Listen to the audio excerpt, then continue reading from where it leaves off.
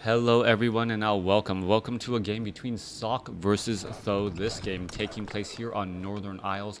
Another match coming from the WGL 2020 Winter Season Pro Division. We have Sock spawning as, well, the blue human player over here on the bottom left hand side of the map. Meanwhile, Tho opting to choose Night Elf in this matchup, not liking the human mirror match, going for Night Elf here, and I often wonder about that, right? Oftentimes people say that human has an advantage in this in a human versus night elf matchup, but though a well-known night elf or a human player actually choosing what people say is the weaker in the race matchup here, choosing a night elf. So I'm not quite sure what that means about perception, and this is also another thing about why WarCraft 3 and any real-time strategy game is so difficult to balance. There is so many factors, so many variables that when you adjust any one thing, it will end up, well, affecting and changing the balance of the other three matchups. Also, the win rate on a particular race and at the high level could also be, well, you have to also look at the players themselves. Do the best players choose the best races, or is the best player just happen to use one particular race that is stronger or weaker? Using all of that evidence and trying to find all the correlations, and then move the correlations away and only see what the actual causes are for the racial imbalances is, well, one of the things that well, you have to study in depth to try and figure out.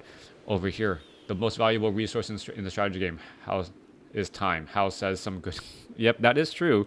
Time is the number one resource in a real-time strategy game. It takes time to do everything, including mine, getting train up units, things like that, getting into position, move your units out onto the battlefield. All of those are incredibly important, as we're going into a Beastmaster first. All right, Beastmaster with a polar bear out ready to go and engage. 600 hit point polar bear. And how much damage can it really do here, as that bear was looking to just, well, claw its way through? We do not see an arcane tower anywhere. Meanwhile, the Beastmaster is doing a little bit of a chase. We should be looking at perhaps some archers as well. Beastmaster does not have any experience whatsoever. Is that wisp going to go ahead and detonate? No, it does not. So what is Tho doing? Tho is actually giving a lot of experience to Salk right now. As we're looking at the Beastmaster now making its way off over here to the top right. Meanwhile, a bear trying to dive on inside here, trying to engage, trying to go after that one peasant all the way in the back here. Is it going to go ahead and slip on through? Yes, it will. And that micro there, keeping track of all of that action, incredibly important. Meanwhile, Beastmaster going to, well, get a second bear out onto the field. We're going to see the Flesh Eater get taken down. We were trying to see a little bit of a steal. Does not get it. Archmage is sitting at level 1, very close to level 2. If he can get that last hit, it will be able to get to level 2 and grab that Brilliance Aura for another follow-up Water Elemental. All right, Beastmaster going to go ahead and do a little bit of tanking here. Well, Ancient of War going to be doing that tanking there. Bear going to try and engage, go after the Trappers. Ogre Magi is also in the front. Archers doing a great job poking down that Ogre Magi. And I like this use by the Beastmaster here by Tho, making sure that the damage types were in the right location. All right, that bear gonna not be long for life. Meanwhile, Archmage is sitting at level 1, and the Beastmaster is now already at level 2 with a Potion of Greater Mana, greatly coming back overall. All right, Bear now coming back out onto the field as well. Water Elemental try and chase after those archers, and we see some early aggression coming back all the way around. Water Elemental going to be down to timed life as it disappears into nothing. Beastmaster going to try and continue to engage once more. We're looking at bears coming back down across here. Beastmaster looking to slip it back once again, as that bear, well, bear and water elementals just continuing to fight. So Night Elf using the same strategy as human summoning. Interesting, yeah. Beastmaster, I don't understand is why not let Beastmaster keep the Stormbolt like Rexar. But that would actually be way too strong if this Beastmaster also had Stormbolt as well. Once this bear gets to level 2 and it has Bash, all of a sudden that bear becomes a major powerhouse, as all of a sudden fights and stuns just seem to be coming very constantly, especially since that bear, there ends up being 2 of them out onto the battlefield compared to 1 from before. Archers doing a little game of just hide and go backup, and hide and go seek is going to go ahead and make a little bit of difference in terms of that damage here. Water Elemental could get taken down to 94 hit points, 1 or 2 more shots, or is the time life going to come to an end? That I believe he got that experience there, now sitting up almost at level 3. This one Footman down to 65 hit points. Beastmaster should be able to get up in front. No, decided to back away and now go after the creeps instead. Murloc Tide Runner. Footman now going to try and engage Archmage sitting at level 1 here. This is a really odd battle. Beastmaster got a little bit of a late start. There's Dust of Appearance. Is that Archer going to get taken down? Yes, it will. Level 2 now finally on that Archmage, as the Archmage and the Naga Sea Witch are ready for this pressure. This is an early aggressive game by both sides, and there is actually a Hawk trying to be traded. So it's not going to be level 2 bears. It's going to be a level 2 Hawk out onto the battlefield the instant it is ready, and there is enough experience. Water Elemental could take a lot of damage. There goes another bear down to 3 hit points, somehow staying alive as the archers are trying to focus down some of those units. Water Elemental could get taken down. A little bit of healing getting underway. Are we perhaps going to get some more repairs as well, as the archers should be turning around and trying to take down that Water Elemental to give level 3 to that Beastmaster. Beastmaster still a little bit shy, as the Naga Sea Witch out as well. Alright, both sides doing a little bit of fighting. Are we going to see damage go down onto that Water Elemental? They're finally getting taken down. Beastmaster getting a little bit closer as a Potion of Lesser Invulnerability. We should be seeing some cold arrows onto the Archmage. Archmage down to 29 hit points, and it is going to be able to end up surviving, as the Naga Sea Witch down to 15 hit points as it backs away as well. Low hit point heroes all the way around. Beastmaster and Naga Sea Witch having 250 hit points between the two of them. Archmage and Naga Sea Witch just the same after using a Scroll of Regeneration. Alright, Priest will be joining in onto the battlefield here, trying to heal back up. Interesting to see Footman and Priest be the main units of choice for Sok, as he's going to be rolling on out off to the north. Naga Sea Witch and Beastmaster, well, those Moonwells are probably bone dry right about now. Yep, all of them are bone dry. And it's going to take a little bit of time to fill them back up, so the next fight is not going to have that much of a home field advantage, as we are going into level 2 bear. Alright, level 2 bear out onto the field. There you go, a nice bigger bear, going to be able to get in some stuns, also up to 900 hit points. Naga Sea Witch could be in trouble, has a Potion of Healing, and is now trying to back away, and it is going to be able to stay alive a little while longer. Alright, and snares we're coming down in from the creeps as well. Naga Sea Witch sitting at level 1 doesn't have level 2, very important level 2 Fork Lightning, as the Naga Sea Witch gets taken down.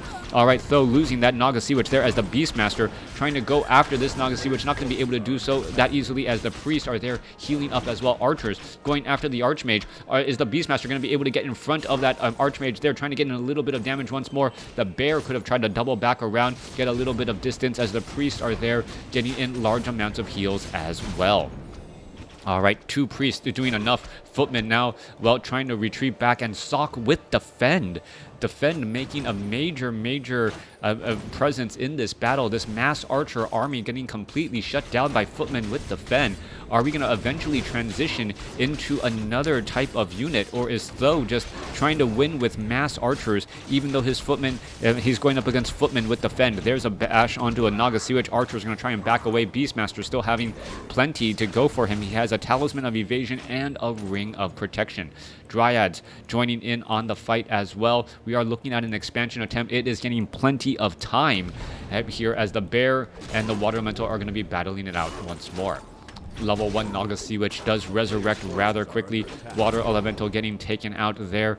We're looking at an eventual transition into Dryads. Dryads will be shutting down those Water Elementals, but we are now already getting into Riflemen as well. Bear may be trying to leave behind a little bit of distance. Beastmaster in that frontline spot.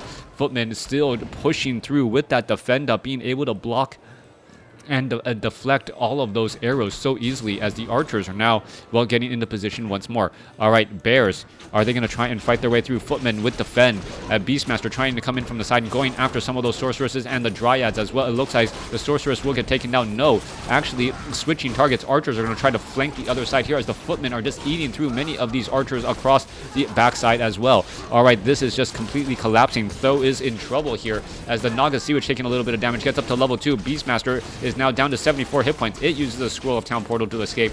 Naga Sea Witch gets up to level 2. Are we going to see any other units, well, escaping here? No, we are not. Tho does have the supply advantage.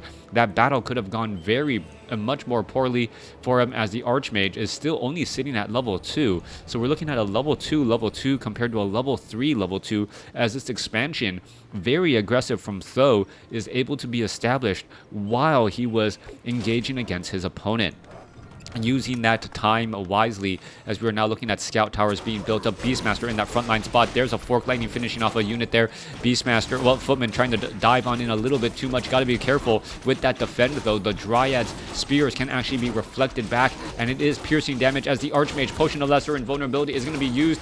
No, it is not. Potion of Invulnerability not being used there, and Sock perhaps losing control of his units at just the wrong moment. Footmen, however, are still going to be causing problems here, as the Dryads are now going after the casters. All right, trying to finish off some of these units. Scout Tower, Arcane Tower nearly going to be coming online. Beastmaster at 220 hit points, still somehow able to stay alive. And I don't know why all the peasants are still, or footmen are still staying here. The footmen are just a massive, massive army here. Are we going to perhaps see some repairs? The Dryads are now making their way over. No cancellation. Down goes the tower and all of those peasants. Meanwhile, making a run back, Archmage resurrected at the tavern. Naga Sea Witch is right there. Could get off one cold arrow attack onto that Beastmaster, or get in some more damage as well. As you can see, Staff of Preservation needed to save that Beastmaster there. Footman now going back, and this is a giant tug of war going back and forth. Is that Naga Sea Witch going to try and deny that Archer? No, does, well, nope, still does it, even though it was in the clear.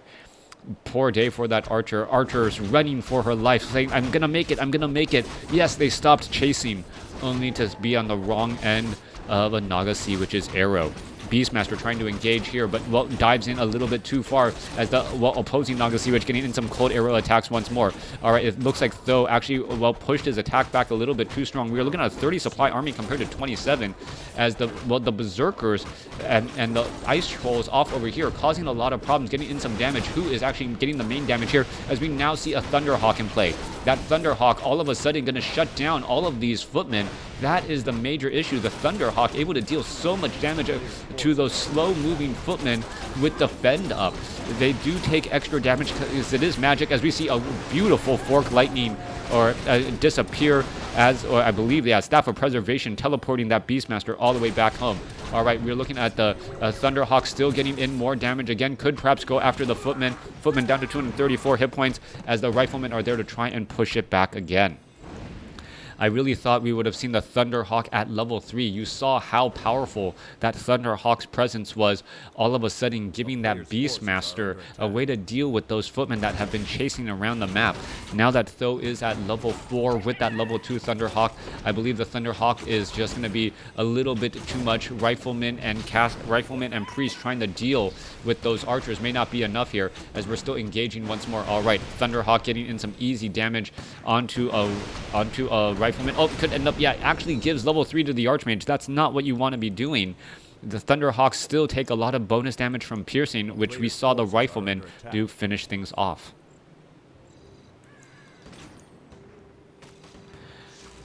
Okay. Moving things back around, a Beastmaster sitting at level 4, Naga Sea Witch once more ready to move. We are transitioning into Druids of the Claw. Mastery training now getting upgraded. We should have bears here in just a moment, and those 3 bears out on the battlefield should be enough to try and push back this attack. We are looking at 52 supply compared to 39. Though still with the expansion compared to Sok, who is sitting on a smaller supply cap, but still a comparable size army. All right, do we have a Goblin Shredder in here? There's only 2 peasants on the lumber right now. That's a little bit odd right there, as we're going to see a quick roar coming back across the other side here. All right, there's that roar. The Druids of the Claw finally going to be able to transform into bears. They're going to try and engage. One Druid of the Claw getting that memo a little bit late. Now needs the backup for lightning from the Naga Sea Witch, as we are still seeing war engagement. Staff of Preservation should be used. There is a potion of lesser invulnerability used once again, as the Thunderhawk now trying to back away. Low hit point Druid of the Claw down to 72 hit points. It should be backed up home, as you see some riflemen actually getting taken down there as well. There goes a priest, 60 supply compared to 32, and that is that. Though, and setting up that expansion while engaging next to his opponent, Sock really not being able to do much about it. And that, I think, 75-second head start on that expansion, 90-second head start was all that he needed to gain that advantage there. That 90-second advantage translates into 900 gold, which translates into a couple of extra units faster tech, and that's what we saw there. Th000 doing a great job. Thanks for watching. Thanks for listening. Hope you guys enjoyed it.